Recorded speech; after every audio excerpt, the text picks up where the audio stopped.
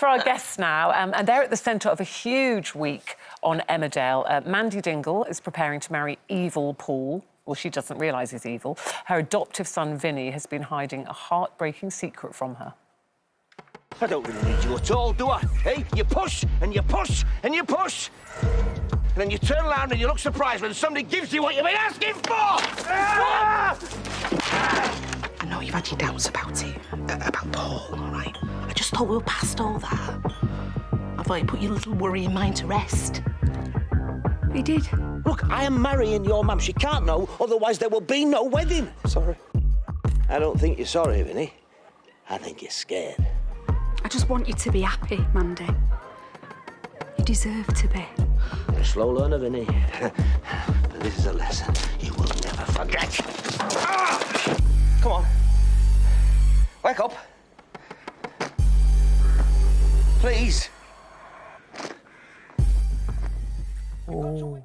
So, will the truth come out and ruin Mandy's happily ever after? Lisa Riley and Bradley Johnson are joining us today. So good to see you both. We spoke to you quite recently, Lisa, obviously, the build-up to this story. Bradley, welcome to Loose Women. It's nice to have you both here together. This is a big one, Lisa, isn't it? And this is on every night this week on ITV Emmerdale. And this all leads up to the wedding. So what can you tell us? We can tell he is exquisite. And every night this week, you're going to cut to the hospital. Like last night, for example, you saw a trolley being dashed in and all the medics were there working on the body. Who is it? The speculation online last night was all over the place. I mean, they had so many theories. Some were even saying it was my hand with the blood on it, but you couldn't see any nail varnish. So, yeah, this story has been building and building, and the writers have done it such justice because they've played it out correctly in the sense of, you know, when there is domestic violence at home and it is going on, it's not necessarily the bruises. It's the mind games. And as more and more evil as Paul has got, as the viewers have seen, this week will play it all out to see what's going to happen. But basically, Mandy just wants to get up that aisle with her gorgeous magenta bouquet and have the... But as Bradley, as Lisa said, you know, the storyline has been very clever and they have played this out over months and this build-up. How difficult has that been for you? You know, when you saw that script, how did you feel about being responsible for a storyline like this?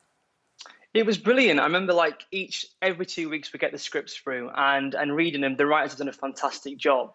Because a lot of the response online has been, you know, the story is too long, but an abuse storyline is. And we've seen two sides of Vinny. We've seen the physical abuse that obviously his father's given him, but we're now starting to see the more mental side because he's just he's a small little broken man, really. He's in the middle of this. He wants his mum to be happy. He wants to look out for obviously his girlfriend Liv, and he just doesn't know what to do for the best. He just wants the happily ever after, but whether he gets that, time will tell.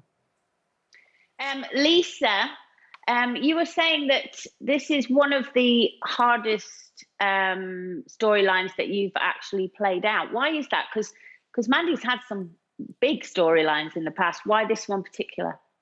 It's because it's the emotion that goes with it. Because, you know, as we go forward with the story, has she got any idea about the battery that's been going on? Has she had the darkest rose-tinted glasses? Because she did say when Paul arrived that he had his demons, his addictions, and playing all that. But of course, what comes with this is a lot of crying for my character. And as the week plays on, you'll see different types of that. So yeah, I've been crying an awful lot, as opposed to most of the time. I do love making people laugh as Mandy, and everyone loves her being so camp and fun.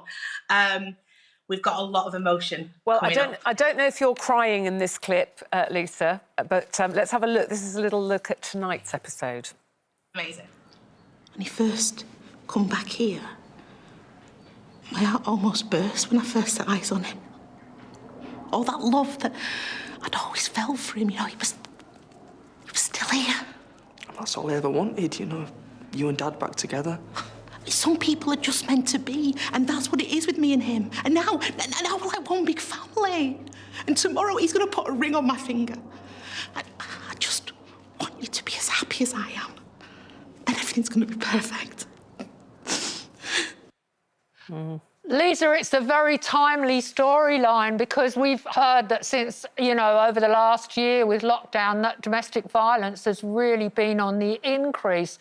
When you first read the scripts, what was your reaction? Oh, Bradley, I'll agree with you. We completely cried because, of course, as well, through COVID times, the level of online mobile phone gambling has gone to an all-time high. And what's happened is people have got into the most insane volume of debt, and they are taking it out on the ones they love because they just can't cope. So again, when we're reading it and we're getting these scripts, it's like we've got to do these people justice, and we've got to bring it to to bring the true drama which you are going to see play out.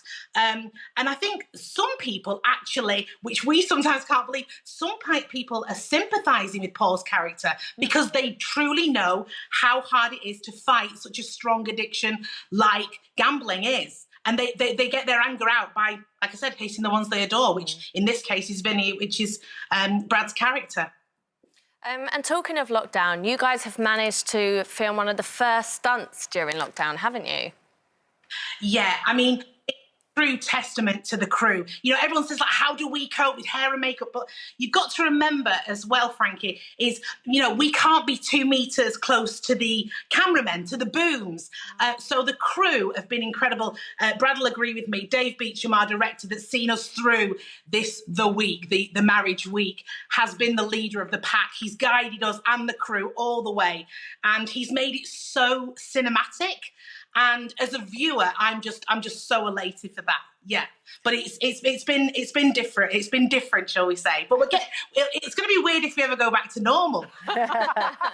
Bradley, just quickly before you go, I mean, obviously your characters are very close on the screen, this mother-son relationship. What are you like off-screen, the two of you? What's your relationship like?